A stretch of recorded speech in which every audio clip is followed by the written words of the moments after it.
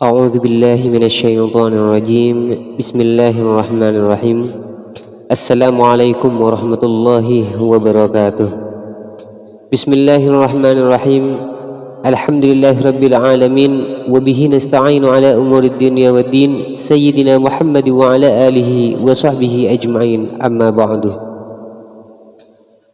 بسم الله الرحمن الرحيم. Pada kali ini saya akan menerangkan tentang ghibah. Apa yang dikatakan dengan ghibah? Di sini secara definisi sebenarnya banyak perincian tentang ghibah.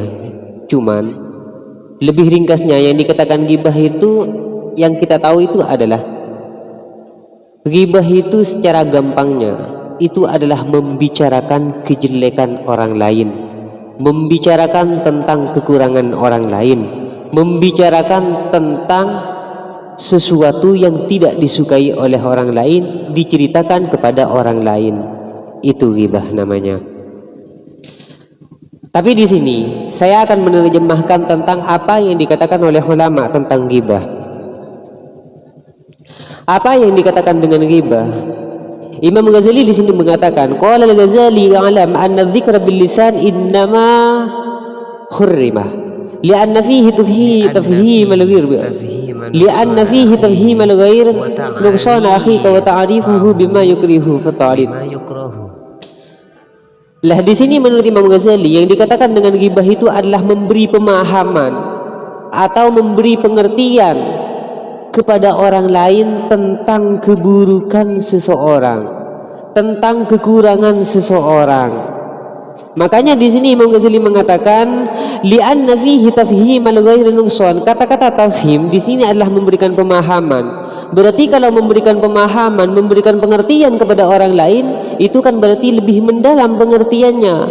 Baik menerangkan atau memberi pemahaman kepada orang lain itu berbentuk lafaz, memberitahu kejelekan orang lain terhadap orang lain itu dengan cara jelas ataupun dengan cara isyarah ataupun dengan cara menceritakan kepada orang lain ataupun dengan cara tidak jelas namun bisa membuat orang lain itu faham dan tahu akan kejelekan dan kekurangan orang lain. Lah itu ghibah. Karena ghibah itu tidak usah harus jelas cara pengucapannya, tidak harus menyebutkan orangnya, tidak usah. Tidak harus mengatakan Zaid seperti ini, Zaid seperti ini, dia seperti ini, enggak usah. Dengan cara isyarat saja. Misalkan itu dia itu yang biasa, itu sekarang kayak gini, kayak gini. Sedangkan orang yang kamu ajak bicara itu paham bahwa yang dibicarakan kamu itu adalah Zaid misalkan. Faham saja, sampai faham saja orang yang kamu ajak bicara itu sampai faham, itu kamu ghibah. Lah bagaimana dengan tentang ghibah ini? Ghibah ini sudah sering terjadi dan malahan ini adalah santapan atau makanan atau kebiasaan yang sudah sering terjadi di masyarakat. Sudah sering terjadi dan ini adalah merupakan seperti makanan yang biasa orang makan seperti itu. Padahal ghibah ini adalah sesuatu yang sangat buruk dan harus ditakuti. Sampai Rasulullah itu memberikan wasiat kepada Abu Dzar. Rasulullah itu memberikan wasiat dan berwasiat seperti ini, ya Abu Dzar, ya Abu Dzar, iyyaka wal ghibah, katanya, iyyaka wal ghibah fa innal ghibata asyaddu minaz zina. Ya Abu Dzar, takutlah kamu itu kepada ghibah. Takutlah kamu kepada ghibah, karena ghibah itu lebih sangat dosanya, lebih sangat tanggung jawabnya daripada zina, katanya. Jadi lebih parah daripada zina. Lah kemudian Abu Dzar itu menjawab, ya Rasulullah, walimadzaka ya Rasulullah, kok bisa ghibah itu bisa lebih dahsyat, lebih parah daripada zina? Kenapa Rasulullah? Lah kemudian Rasulullah itu menjawab, li'anna ar-rajula yazni fayatubu ila Allah, li'anna ar-rajula yazni fayatubu ila Allah fayatubu Allahu alaihi wal ghibatu la tughfaru hatta yaghfiruha sahibuha. Jadi kata Rasulullah, Sabda Rasulullah, iya Abu Dzrin, kenapa ghibah itu kok lebih dahsyat dosanya daripada zina, lebih berat daripada zina? Karena kalau orang yang zina kemudian dia bertaubat langsung kepada Allah, bertaubat kepada Allah, Allah akan langsung mengampuninya. Allah itu akan mengampuninya dan akan menerima akan taubatnya. Sedangkan orang yang berghibah atau membicarakan tentang kejelekan orang lain, dia itu tidak akan diterima, tidak akan diampuni dosanya sampai orang yang dighibah itu mengampuninya. Jadi masih digantungkan kepada orang yang dighibah. Iya, kalau misalkan yang dighibah itu mengampuni, kalau tidak, Allah tidak akan mengampuni, kan seperti itu.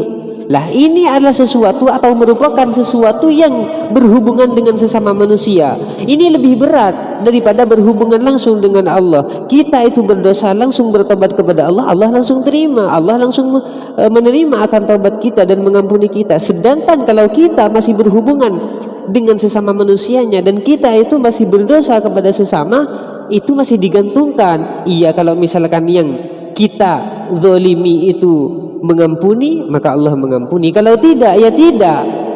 Lah, ini repot ini. Jadi benar kalau misalkan ghibah itu lebih berat daripada zina, itu memang benar. Kenapa?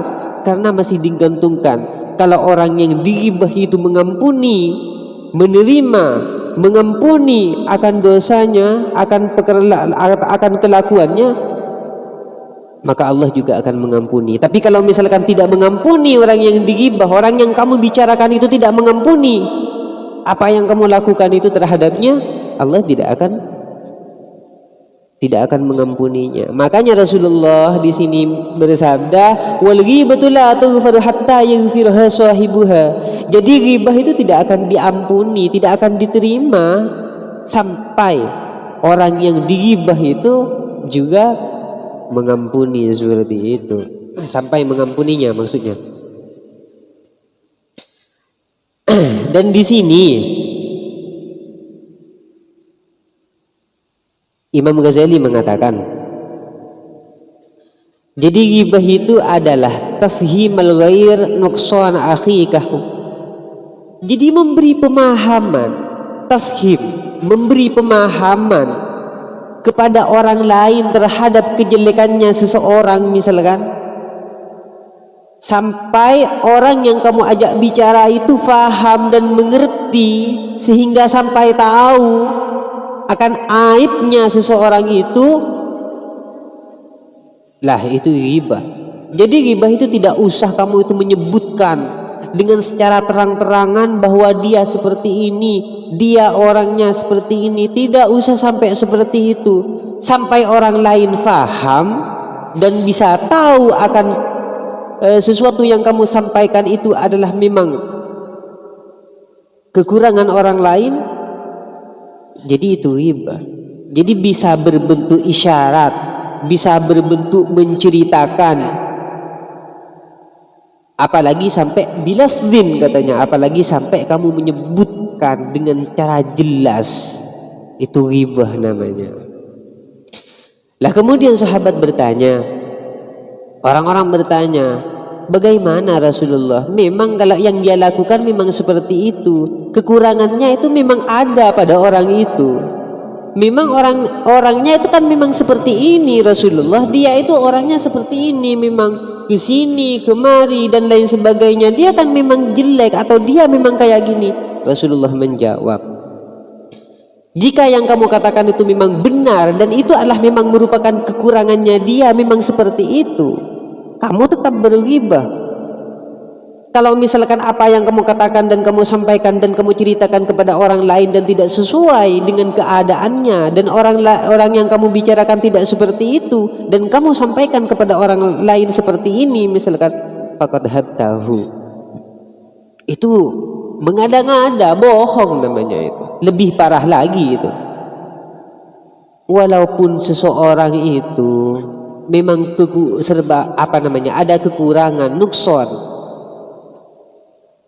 ada aibnya seperti ini, karena setiap seseorang itu pasti ada aibnya, pasti mempunyai kekurangan, mempunyai keaiban, itu pasti. Jadi tidak usah untuk disampaikan kepada orang lain. Makanya definisinya di sini seperti ini, Yang dikatakan ghibah itu adalah zikr syakhsi bima yukrihu minal uyub allati fihi fi ghibatihi bilafzin aw isyaratin aw muhakatin wa yakhulukun nahi anhul Islam. Jadi yang dikatakan ghibah itu adalah menyebutkan akan aibnya seseorang, menyebutkan akan aibnya atau kekurangannya seseorang, yang mana sesuatu atau aib itu atau kekurangan itu adalah merupakan sesuatu yang dibenci atau tidak disukai oleh seseorang itu, dan kamu ceritakan kepada orang lain, baik kamu dalam menceritakan kepada orang lain itu berbentuk lafaz secara jelas, ataupun di dalam kamu itu menceritakan kepada orang lain atau memberitahu kepada orang lain dengan cara isyarat saja, tidak jelas, tapi orang lain itu tahu dan bisa sampai tahu akan kekurangan seseorang yang kamu ceritakan, atau dengan cara kamu itu menceritakan panjang lebar misalkan, kamu itu ghibah. Jadi awas, ghibah itu lebih parah tanggung jawabnya daripada zina. Lebih parah, lebih berat, dan nanti di akhirat itu akan ada tanggung jawabnya. Ada tanggung jawabnya. Kamu membicarakan tentang aibnya seseorang, kekurangan seseorang, dan walaupun memang kekurangan itu memang milik dia, tidak usah diceritakan kepada orang lain, tidak usah, jangan sampai orang lain tahu. Cukup kita yang tahu, misalkan harus seperti itu. Cukup kita yang tahu, tidak usah diceritakan kepada orang lain. Apa gunanya diceritakan kepada orang lain? Kita dapat apa? Dapat pujian dari orang lain? Tidak. Malahan hanya dapat dosa besar, dan itu masih dipertanggungjawabkan, dan kamu tidak akan diampuni dosanya sampai orang yang kamu ghibah itu, yang kamu bicarakan itu, mengampuni akan dosamu, mengampuni akan apa yang kamu lakukan. Itu maksudnya. Oke, sampai saat di sini dulu tentang ghibah. Wassalamualaikum warahmatullahi wabarakatuh.